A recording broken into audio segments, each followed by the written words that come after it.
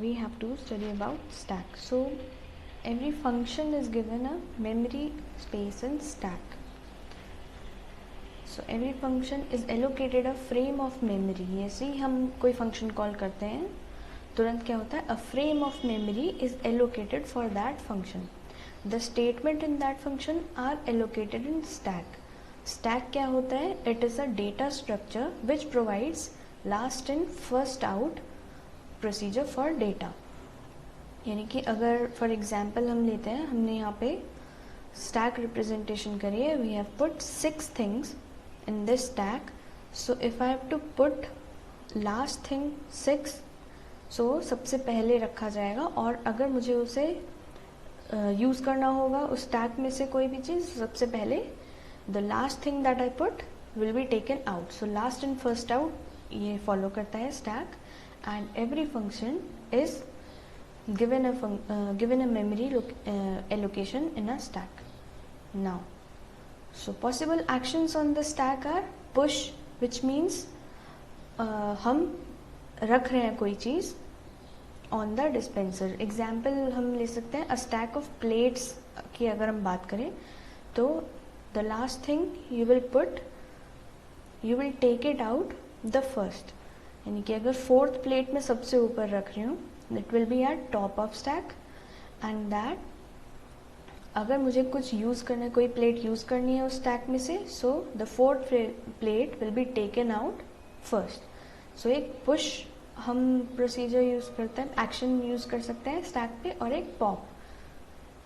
So push means adding a item and pop means removing a item.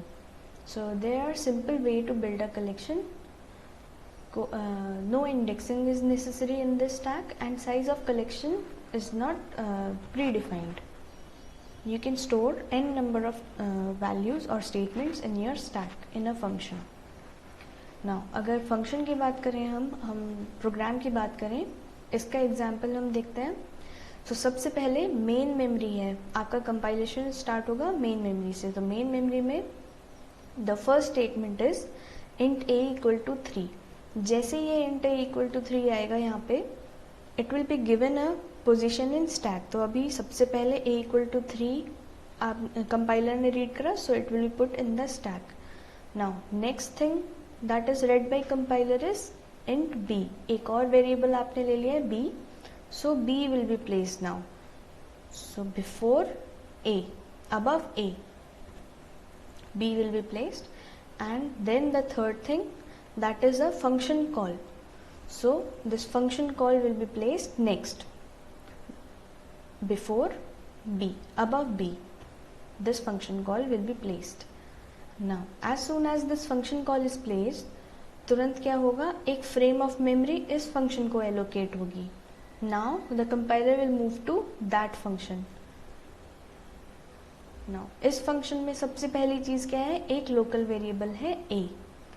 So now this a will be put in the stack. Now don't be confused with the same name of variable. यहाँ पे a जो लिया है हमने वो अलग है. क्यों अलग है, क्योंकि वो मेन फंक्शन की फ्रेम ऑफ मेमोरी में एलोकेटेड है.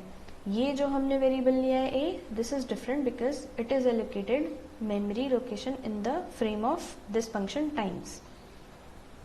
Now जैसे a को मेमोरी एलोकेट होगी, next thing that compiler will read will be the declaration of b variable. So this b variable will be placed now in the stack. And the third thing, c variable, now this will be placed. c variable में value हमने क्या लिया है, operation करा है, multiplication का perform. सो 5 into 3, 15 यहाँ पे स्टोर हो जाएगा. Now next statement is return c. Return c मतलब हम ये वैल्यू अब वापस भेजने वाले हैं जहाँ पे फंक्शन कॉल करा गया था. Now how compiler will work, let us see that again. सबसे पहले मेन को एक फ्रेम ऑफ मेमोरी हमारी मिली है. मेन की फ्रेम ऑफ मेमोरी में a वेरिएबल एक डिक्लेयर करा था, b वेरिएबल, और b वेरिएबल के अंदर हमने फंक्शन कॉल करा था. अ function is allocated frame of memory when only it is called. जब तक कॉल नहीं करेंगे तब तक उसको मेमोरी एलोकेट नहीं होगी. Now as soon as we call the function, तुरंत एक फ्रेम ऑफ मेमोरी टाइम्स को एलोकेट हो जाएगी. जो दूसरा फंक्शन था हमारा नाउ इसमें हमारे 3 वेरिएबल थे. सबसे पहले a वेरिएबल हमने डिक्लेयर करा था with in the function parameter. Now a will be given the memory in stack, then b variable था एंड देन c वेरिएबल. तो एक एक करके जो सबसे लास्ट में आएगा वो स्टैक में सबसे ऊपर यहाँ पे मेमोरी उसको गिवन होगी. Now how compiler will work.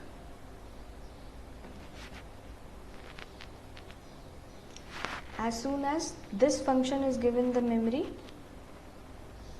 अब क्या होगा, रिटर्न स्टेटमेंट जैसे ही आया, रिटर्न स्टेटमेंट की वजह से अब ये वैल्यू क्या हो जाएगी, टेम्परेरी स्टोरेज में स्टोर हो जाएगी. So this value will be stored temporarily. Now this value which is stored temporarily will be return to the main function जहाँ पे ये फंक्शन कॉल करा गया था. So it will be given back where the function was called, times function जहाँ पे call करा गया था. Now if we see the compiler, जो ये c की वैल्यू 15 थी वो वापस चली गई है फंक्शन कॉल में, और फंक्शन कॉल की वैल्यू कहाँ स्टोर थी, b equal to the function call. So that value 15 will be now stored in variable b. Now next statement क्या है, print the value of b. तो 15 will be printed and after all the work is done, जैसे ही यहाँ पे closing statement आएगा आपका main function यानी कि एग्जीक्यूशन प्रोग्राम का खत्म होगा, तुरंत स्टैक क्या हो जाएगा, एम्प्टी हो जाएगा. जो लोकल वेरिएबल्स क्रिएट हुए थे तुरंत वो इरेज हो जाएंगे मेमोरी में से. सो it will clear stack from local variables. If we look into the working of compiler, so it is very important to know that every call to a function creates a new set of local variables. जितनी बार आप call करोगे उतनी बार नई memory allocate होगी, नई frame of memory allocate होगी function को, और उतनी बार ही जो आपका वेरिएबल है वो दोबारा से अलग मेमोरी लोकेशन पे allocate होगा. These variables are created on the stack and deleted when the function returns. जैसे ही फंक्शन का काम खत्म होता है तुरंत वो वेरिएबल्स क्या हो जाता है, डिलीट हो जाते हैं, and that memory is erased for that function. Now let us come to the recursion. This was the memory representation of a function which was done into a stack using a stack. Now let us come to recursion.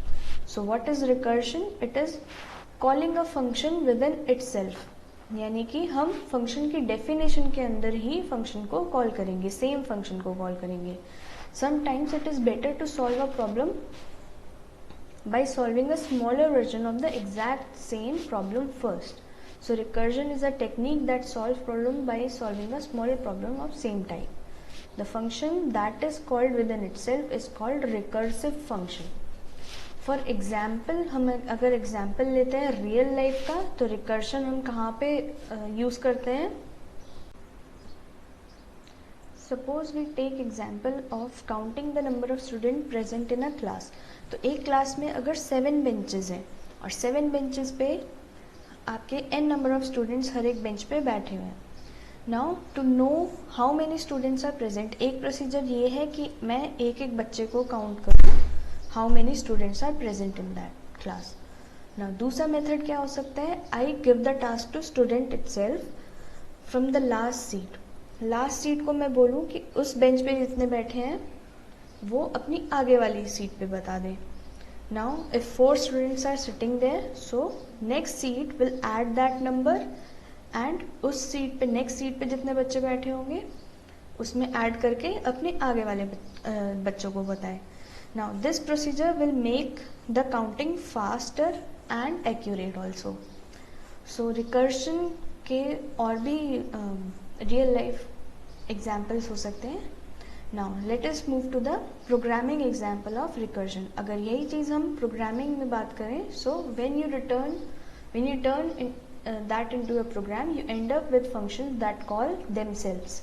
So recursive function क्या होता है, एक example हम लेते हैं. Suppose a function मैंने यहाँ पे लिखा हुआ है, उसकी डेफिनेशन के अंदर I have called the same function a. Function a is calling itself with in the definition of a function. So this is recursion, but we have to put a limit to that, अगर इसको मैं execute कराती हूँ, this will be a infinite call of recursion. So we have to put some limit on the function calling. So ये limit क्या होगी? So recursive function को use करने के भी हमारे क्या होते हैं, कुछ हमें चीज़ें याद रखनी पड़ती हैं, ध्यान रखनी पड़ती हैं. So first of all let us take this example. We have to find the factorial of a number. So to find the factorial of a number, suppose 5 का फैक्टोरियल हम निकाल रहे हैं, तो 5 के फैक्टोरियल के लिए we should know 5 into the 4 factorial, right. Then 4 factorial के लिए we should know, we already know that 4 is present in 4 factorial and we have to know 3 factorial for that. अब 3 फैक्टोरियल पे अगर जाएंगे हम, तो उसमें हमें क्या पता है, 3 उसमें प्रेजेंट होगा, 3 उसमें प्रेजेंट होगा, but we have to calculate 2 factorial. Same with 2 factorial, 2 हमें पता है ऑलरेडी 2 प्रेजेंट होगा in 2 factorial, and we have to calculate the rest of the number factorial, that is 1 factorial. Similarly 1 into 0 factorial, and 0 factorial की value is known to be 1. So हम 5 factorial से calculate करना start कर रहे थे, and we have reached the ending point 0 factorial which is given the value 1 every time. So एक stopping case हमारे पास हो गया, which is also called the base case, and एक रिकर्सिव केस हमारे पास हो गया. स्टॉपिंग केस क्या है, 0 फैक्टोरियल जैसे ही आए, उस नंबर की वैल्यू जैसे ही 0 हो जाए, हम उसकी वैल्यू क्या पुट कर देंगे, 1. अदरवाइज क्या हो रहा है यहाँ पे, अगर 5 फैक्टोरियल है तो 5 इंटू 4 का factorial, this part 5 is known to us and this part 4 factorial is unknown to us. So we will divide the problem including some known part and some unknown part. So known part हमने क्या, हमारे पास यहाँ पे क्या है, जो number है उसको हम मल्टीप्लाई कर रहे हैं. So n फैक्टोरियल कैलकुलेट करने के लिए we are putting the value of n and then we are multiplying it with the n minus 1 factorial for each case. 5 है तो 5 into 4 का फैक्टोरियल, 4 है तो 4 into 3 का factorial, n into n minus 1 का फैक्टोरियल, यहाँ पे भी n इंटू n माइनस 1 का factorial for each case. Generalizing it, the recursive case is n factorial equal to n into n minus 1 का factorial. So how does this work? Program में अगर बात करें तो हमने अगर नंबर लिया है a in this function factorial, so एक इंटीजर वैल्यू इससे रिटर्न होके आ रही है. अगर यहाँ पे जो नंबर हम पास कर रहे हैं वो इक्वल है 0 के, वो चीज़ हमें पता है कि उस केस में फैक्टोरियल की वैल्यू क्या रिटर्न होगी, 1. अदरवाइज क्या रिटर्न हो रही है, that number into factorial of that number minus 1. सो इसको अगर हम पुट करें अपने सेम एग्जाम्पल में, सबसे पहले 5 फैक्टोरियल अगर मुझे कैलकुलेट करना है, सो 5 इंटू 4 का फैक्टोरियल यहाँ पे होगा, देन 4 इंटू 3 का फैक्टोरियल यहाँ पे रिटर्न होगा, एंड 3 इंटू 2 का factorial. So with each function call आपके हर एक फंक्शन को नई मेमोरी एलोकेट, क्योंकि इन फंक्शन कॉल्स को स्टैक में मेमोरी एलोकेट हो रही है, तो सबसे लास्ट में जो एलोकेट होगा that will be to 0 factorial के लिए. यहाँ फैक्टोरियल के लिए यहाँ पे रिटर्न क्या होगी वैल्यू, जब a की वैल्यू 0 है, वैल्यू रिटर्न होगी 1. ये 1 कहाँ पे रिटर्न होगी, जहाँ पे 0 फैक्टोरियल को कॉल करा गया था, वो कहाँ करे, फंक्शन पिछले वाले फंक्शन कॉल में 1 इंटू 0 फैक्टोरियल की जगह, तो अब उसकी जगह हमें मिल गई है 1 इंटू 1 हो जाएगा. Now this will be return, क्योंकि ये भी रिटर्न स्टेटमेंट के अंदर हमने लिखा है, तो यहाँ पे 1 इंटू 1 जब आई हमारी value, it will be return again. So 1 का फैक्टोरियल अब क्या हो जाएगा, वापस चला जाएगा where it was called. So 1 factorial was called within the function call of 2 factorial. तो उसमें अब वैल्यू क्या चली जाएगी, 2 इंटू 1 का फैक्टोरियल की जगह यहाँ पे वैल्यू पहुँच गई है 1. Now again this will be given back, return back to the earlier function call. So एक एक करके, क्योंकि स्टैक में मेरी एलोकेटेड है, तो लास्ट फंक्शन कॉल से आपका आंसर आना शुरू होगा, वो रिटर्न होगा उसके प्रीवियस फंक्शन कॉल में, एंड लाइकवाइज 4 का फैक्टोरियल आपका जाएगा जहाँ पे आपने 5 के फैक्टोरियल में उसको कॉल करा होगा. सो जब a की वैल्यू 5 थी, तब 5 इंटू फैक्टोरियल ऑफ 4 यहाँ पे कॉल करा था, तो 4 का फैक्टोरियल वहाँ पे पुट हो जाएगा. Now this value will be multiplied with 5 and it will be return.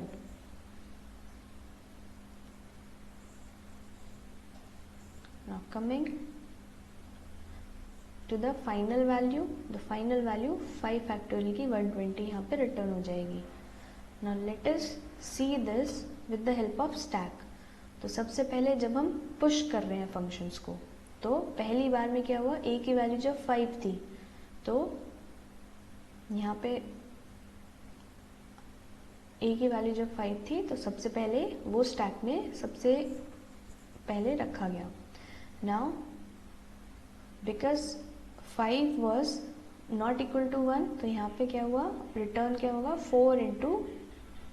5 into 4 का factorial which is a function call. So it will return to line number 4. अब a की वैल्यू कितनी हो गई है, 4. Now again after the first iteration a की value 4 थी. In next iteration जब 4 है यहाँ पे a की वैल्यू, अब क्या हुआ, 4 into 3 का फैक्टोरियल. तो अगेन a की वैल्यू 3 हो जाएगी, फिर 2, फिर 1, फिर 0. So after the last function call एक एक करके अब क्या होगा, पॉप होना शुरू होगा वैल्यूज. सो एक एक करके जब a की वैल्यू 1 थी वो रिटर्न हो जाएगी जहाँ पे उसको कॉल करा गया था. तो a की वैल्यू क्या हो जाएगी, 2 into 1. अब ये रिटर्न होगी जहाँ पे इसको कॉल करा गया था, 2 फैक्टोरियल को कॉल करा गया था. Now it will be 3 into 2. Again this will be return where 3 factorial was called with in the 4 factorial function call. So 4 की वैल्यू सब हो जाएगी वैल्यू, एंड लास्ट रिजल्ट क्या हो जाएगा, 5 into 24. तो यहाँ पे 120 सेव हो जाएगा. So there are some properties of recursive. Properties क्या है, a problem that can be solve by recursion have these characteristics. One or more stopping case have a simple non recursive solution. यानी कि हमारे पास जो भी problem होगी उसका कोई नॉन रिकर्सिव सॉल्यूशन वो होगा. वो क्या होगा, हमारा स्टॉपिंग पॉइंट बनाएगा कि हम उस फंक्शन को कब तक कॉल करें. Then the other cases of the problem can be reduced using recursion to problems that are closer to stopping cases. जैसे इसमें फैक्टोरियल में हम देख रहे थे, the other cases of problem can be reduced to problems that are closing to stopping case. यानी कि हम एक एक करके हर एक फंक्शन में कॉल करते जाएंगे and we will move closer to the result. Eventually the problem can be reduced to only one stopping case which are relatively easy to solve. जैसे फैक्टोरियल में हुआ था, इवेंचुअली कितना भी बड़ा नंबर हो, एट लास्ट फंक्शन कॉल किसका होगा, 0 फैक्टोरियल का, which is the stopping case. Now following these steps to solve a recursive problem. कोई भी प्रॉब्लम आपके पास आएगी रिकर्सिवली, अगर उसे सॉल्व करना है तो हमें 3 चीज़ों को ध्यान में रखना पड़ेगा. Try to express the problem as a simpler version of itself. Then उस simpler version में first determine the stopping case. यानी कि हमारा एक fixed point, ending point कहाँ आ रहा है वो हमें देखना पड़ेगा. Then determine the recursive step.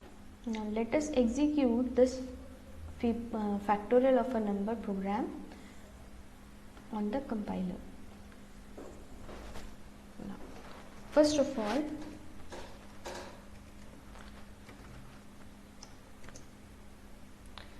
the header file stdio.h, then the function declaration.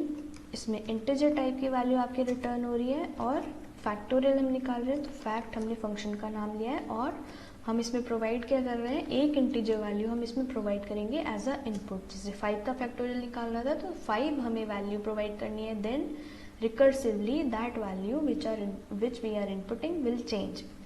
Now coming to main function. So within the main function, first of all, because we have to give input in this function call, we will take the value of this number as a input. So एक number मैंने लिया यहाँ पे int n and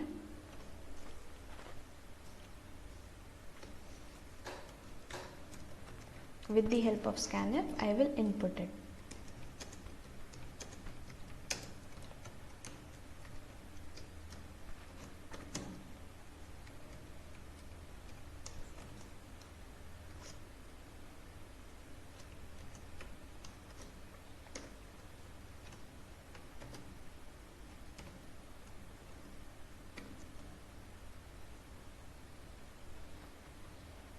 now after inputting the number we have to make the function call, क्योंकि function जब तक perform नहीं होगा जब तक उसे कॉल नहीं हम करेंगे। तो मेन फंक्शन से आपकी कंपाइलेशन स्टार्ट हो रही है, तो उसमें हमें फंक्शन को कॉल करना पड़ेगा ताकि वो एग्जीक्यूट हो पाए।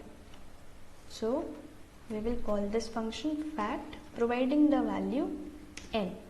अब एक चीज़ ध्यान कर रखो, आपकी लास्ट वैल्यू 120 रिटर्न होके आ रही थी, तो वो 120 वैल्यू जब हम 5 का फैक्टोरियल निकाल रहे थे कहीं पे सेव होगी, तभी हम उसको यूज़ कर सकते हैं। So we will take one more variable जिसमें हम फंक्शन कॉल से रिटर्न वैल्यू को सेव कर सके। तो मैंने z एक वेरिएबल लिया है, so z equal to fact of n, यहाँ पे फंक्शन कॉल मैंने करा है।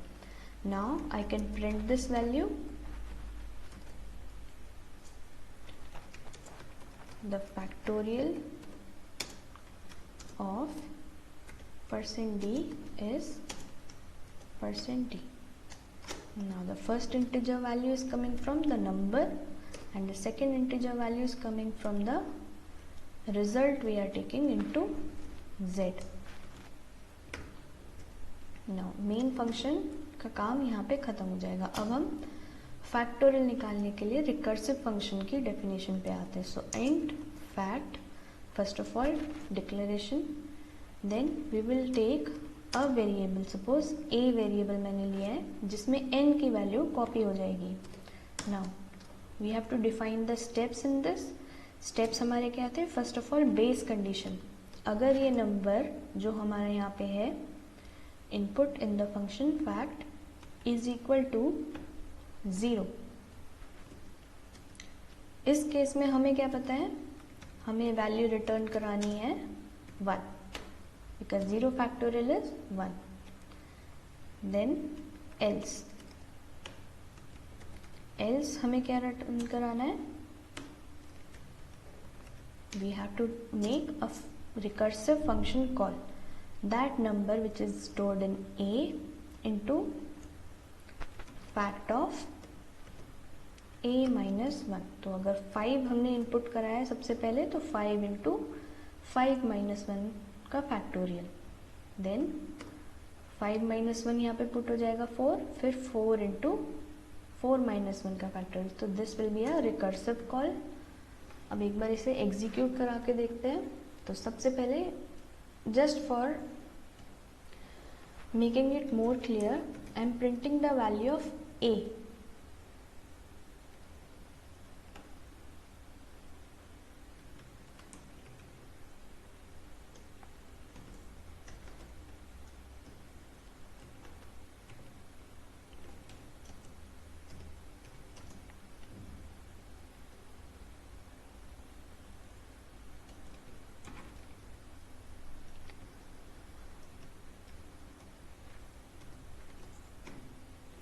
Now let us execute this. Now let us execute this. So if I have to print the value of 5 factorial, तो 5 मैंने नंबर इनपुट कराया सबसे पहले। Now what I have done, first of all compiler का काम देखते हैं। Compiler सबसे पहले n वेरिएबल और z वेरिएबल को स्टैक में रखेगा, देन फैक्ट ऑफ n जो फंक्शन कॉल है उसको कॉल करेगा। सो फैक्ट ऑफ 5 यहाँ पे पहले कॉल हुआ, तो 5 वैल्यू a में ट्रांसफ़र हो गई, कॉपी हो गई। Now I am printing the value of this number जिसके लिए फंक्शन कॉल करा गया है। सो फर्स्ट ऑफ ऑल 5 हमारी यहाँ पे प्रिंट हुई है, so 5 function. Then within this 5 function again a function is called. ये कौन सा फंक्शन है? 4 फंक्शन। तो 4 का फैक्टोरियल जिसमें काउंट हुआ, देन अगेन 3 का फैक्टोरियल, 2 का फैक्टोरियल, 1 का और 0 का। लास्ट क्या हुआ? 0 का फैक्टोरियल। ये काउंट होते ही रिटर्न होने लगी अब वैल्यू। 1 कहाँ रिटर्न हुई? यहाँ पे 0 का फैक्टोरियल की वैल्यू जो थी into a previous function call where we were calculating 1 factorial, 1 into 0 factorial जब हम कैलकुलेट कर रहे थे। सो लाइकवाइज आपकी वैल्यू एक एक करके यहाँ पे रिटर्न होती जाएगी and the final value which is 120 will be given as the answer. ये कहाँ रिटर्न होगा, जहाँ पे फंक्शन को स्टार्टिंग में कॉल करा था। तो 5 का फैक्टोरियल जो यहाँ पे पुट हुआ है that will be return where it was called in the beginning. Fact of 5 जहाँ पे कॉल करा गया था, और फैक्ट ऑफ 5 कहाँ कॉल करा था, मेन फंक्शन में। तो यहाँ वैल्यू 120 ट्रांसफर हो जाएगी। Then it will be copied to this variable z and it will be printed.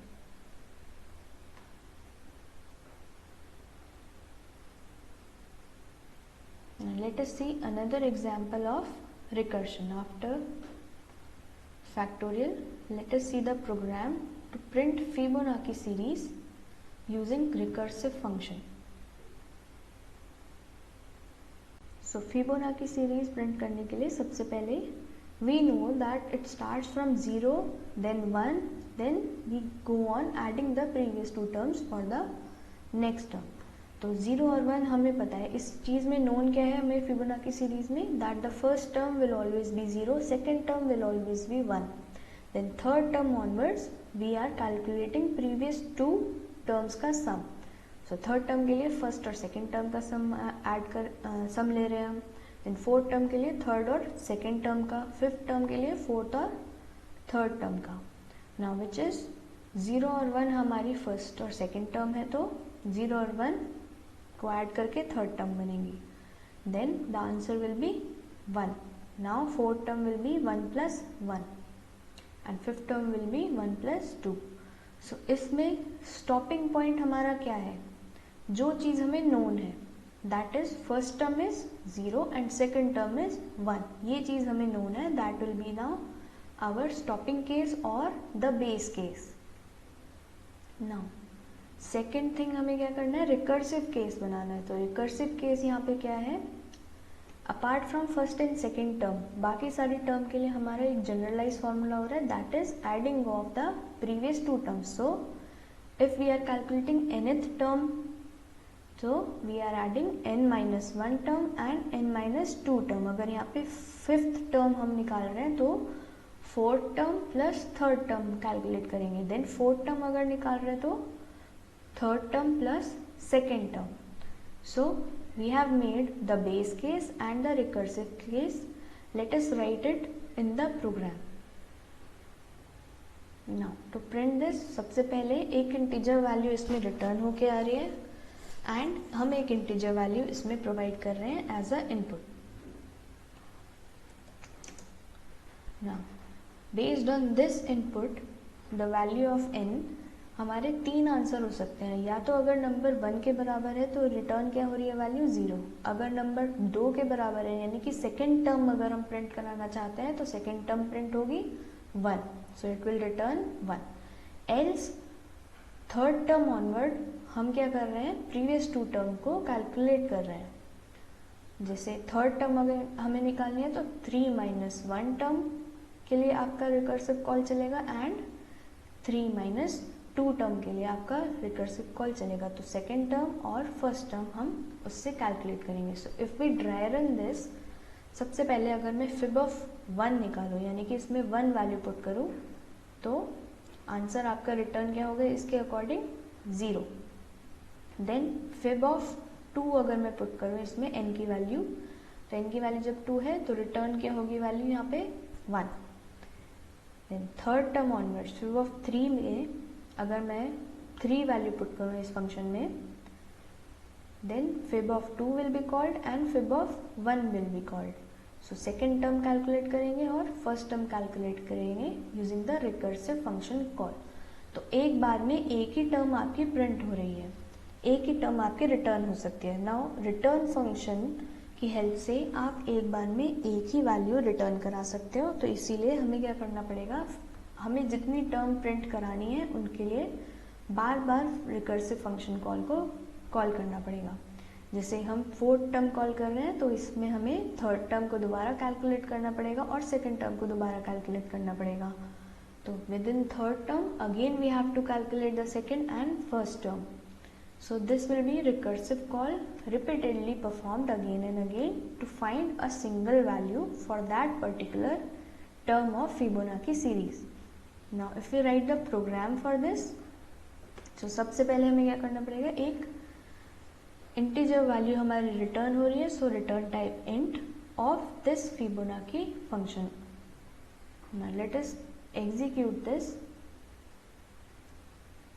So if we execute, सबसे पहले एक इंटीजर वैल्यू हमने यहाँ पे इनपुट प्रोवाइड करी है, so we will input it. तो नंबर की वैल्यू n मैंने यहाँ पे इनपुट कराई है. Now because we are making this function call repeatedly for each term, तो अगर यहाँ पे नंबर ऑफ टर्म्स 5 है तो फर्स्ट टर्म के लिए हम रिकर्सिव कॉल करेंगे. Then in the next iteration जब फर्स्ट टर्म के लिए ये रिकर्सिव कॉल कंप्लीट हो जाएगा, देन आई की वैल्यू जब 2 होगी तो सेकेंड टर्म के लिए हम रिकर्सिव कॉल करेंगे. Then third term, then fourth and last fifth. तो हर एक फंक्शन कॉल के लिए हम बार बार यहाँ पे फंक्शन कॉल को एग्जीक्यूट करेंगे.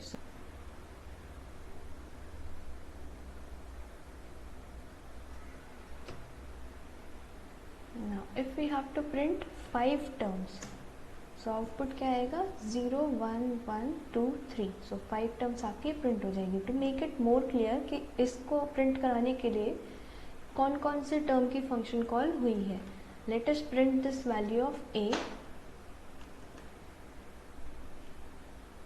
just to check कि आपके फंक्शन कॉल कौन कौन से हुए हैं. To print each and every term.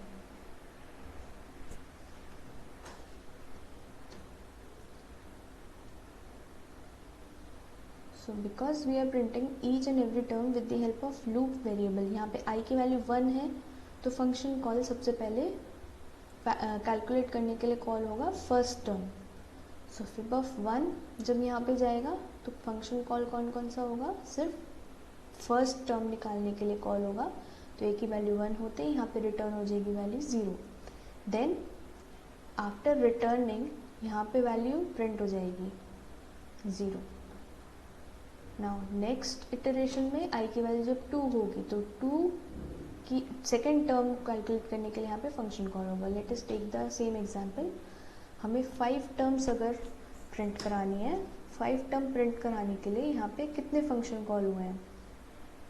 सबसे पहले आई की वैल्यू जब 1 है तो fib of 1 यहाँ पे फंक्शन कॉल होगा. fib of 1 में प्रिंट हो गया फर्स्ट टर्म है, सो इट विल रिटर्न 0.